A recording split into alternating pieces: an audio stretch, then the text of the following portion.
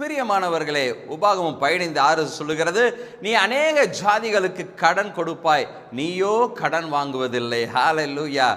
கடந்த வருடம் முழுவதும் கடன் வாங்கி காரியங்களை நடத்திட்டு இருந்தீங்கன்னா ஆண்டவர் சொல்றாரு, இந்த வருஷத்துல நீ கடன் வாங்க மாட்ட.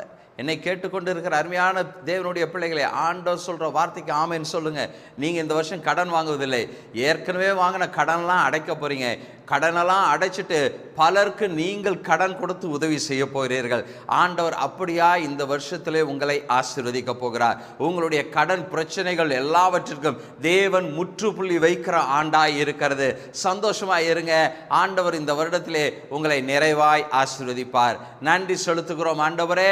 இதை பார்த்து கொண்டு இருக்கிற கேட்டு கொண்டு இருக்கிற உங்களுடைய பிள்ளைகளை கர்த்தர் ஆசீர்வதிப்பீராக.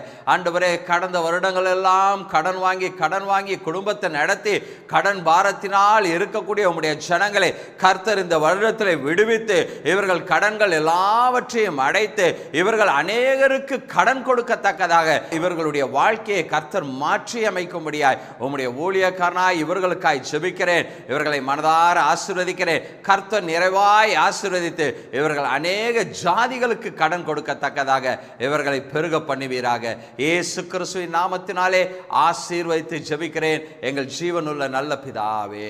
ஆமென். God bless you. கர்த்தர் உங்களை ஆசீர்வதித்து பெருக பண்ணுவார்.